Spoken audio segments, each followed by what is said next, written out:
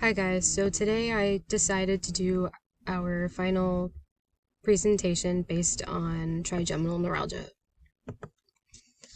I chose this project because this is something that I could directly relate to. This is something that I have myself.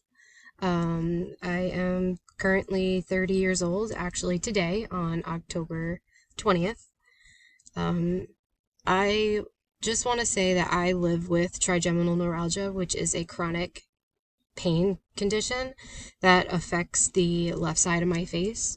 And I can honestly say that I would not be here today without the constant love and support from my mother. She is everything to me, and she is the reason I push harder each day. Common questions about trigeminal neuralgia. What is trigeminal neuralgia? How do you develop? Another name for it. What is the common age this forms? Who is mostly at risk? Is this genetic? TN answers. Trigeminal neuralgia is a chronic pain condition affecting the trigeminal nerve in the face. TN is caused by compression or damage to the trigeminal nerve. Can also develop by other diseases such as multiple sclerosis or other diseases that cause inflammation in the body that can lead to TN. Another name for it, tic douloureux, or it's actually called the suicide disease because unfortunately many people have taken their own lives due to this condition. It's very hard to come by a doctor that specializes in this condition. I know firsthand because I am constantly living with it. What is the common age that this forms? Normally affects ages over the age of 50. The condition can happen naturally as people age. Who is mostly at risk? Women are most likely to be more affected than men. Is this genetic? Most cases of TN are not hereditary. Sorry. So in my case, this was not hereditary. This is something that I had always been complaining about. Since 2006, I was always telling my mom that I had headaches. And it wasn't until I moved to Florida that I was truly diagnosed with trigeminal neuralgia through a CT scan. So imagine all of those years I was suffering in pain. Some symptoms, pain in the mouth, facial swelling, inflammation, shocks, numbness, pain attacks that feel like intense shooting or jabbing. Some treatments, anticonvulsants, which is usually the first-hand medications that doctors go to, carbamazepine, oxcarbamazepine, Lyrica, gabapentin. Those are just to name a few. Trigger point injections, which are otherwise known as steroid injections. This is something that I've also had done. That can be done as just an in and out doctor appointment. And that's also to decrease the swelling. MRI image to locate the specific area affected. Surgery when medication fails. So for me, I had what's called glycerol rhizotomy. This is a procedure that I had done 4 times. Unfortunately, it was unsuccessful. This last time I had it done was August 30th of this year, 2024. Glycerol rhizotomy is a treatment for trigeminal neuralgia, which involves injecting glycerol into the skull's trigeminal nerve hole. This injection numbs the nerve, reducing pain. This procedure causes inflammation of the skull nerve, blocking pain transmission. Because this had failed, I now have something wrong with my left ear. I don't know exactly what happened during the procedure, but I have a constant throbbing pain in my left ear. I see an ears, nose, and throat specialist, which is an ENT. Individuals that are diagnosed with trigeminal neuralgia can be at risk for developing tinnitus, which is just an annoying beeping sound in your ear.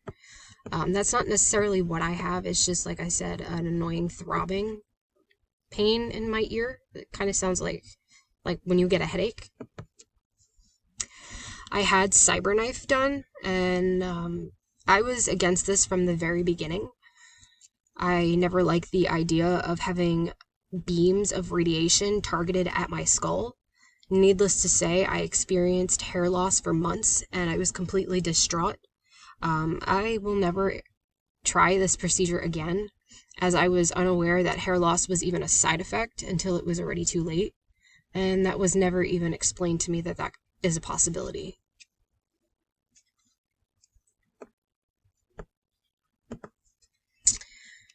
So there's a surgery that is called microvascular decompression, and it's just a surgery that is pretty invasive, and this is also why I have never done it before.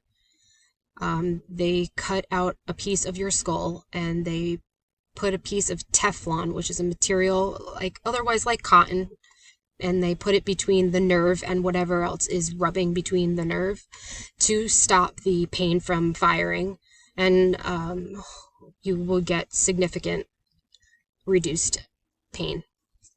And then they will just stitch you up and then let you heal from that procedure. It's pretty invasive, so you will probably be hospitalized for a while. CyberKnife radiosurgery is a precise treatment for trigeminal neuralgia. High dose of radiation to destroy nerve pain fibers is pain-free. It's pain-free, requires no anesthetic, and can be performed outpatient, making it highly accurate method. As I said, I did have this done, and I'm not bad-mouthing it. It may not have worked for me, but it could possibly work for somebody else. I just know for me it didn't, and I would never use it again. Some side effects of the CyberKnife: facial numbness, which is most common. I did have that for some time. Hair loss is what I significantly suffered from. Drooling, eye movement, blurred or double vision, decreased sense of taste. This I had gotten from our textbook because, unfortunately, with my condition, I suffer from immense stress. I try several ways to just try to relax and calm myself. It's just not easy. Here are some images to give a description of the location in the face where, personally for myself, where my pain is. These are the branches: green, blue, and the pink. The green and the blue is where my pain usually is. Distractions or management. I have a passion for going to the gym, and that's my way of dealing with my pain. I also was told that trigeminal neuralgia isn't something that goes away. There are periods of remission, but unfortunately I will have this for the rest of my life. As mentioned earlier, trigeminal neuralgia is a very rare nerve condition, especially for someone who is as young as I am. And this condition causes interference with daily activities, and it can be caused by brain tumors, multiple sclerosis, as mentioned earlier. Thank God I don't have any of this. It's just something that I developed. Nobody really knows where it came from. In my case, I just developed it. Here's a picture again of the trigeminal nerve and their branches. In this picture, the yellow and the green are the affected branches. And here's a MRI scan to show the trigeminal nerve, your eye sockets, your brain, your other nerves that are inside your skull.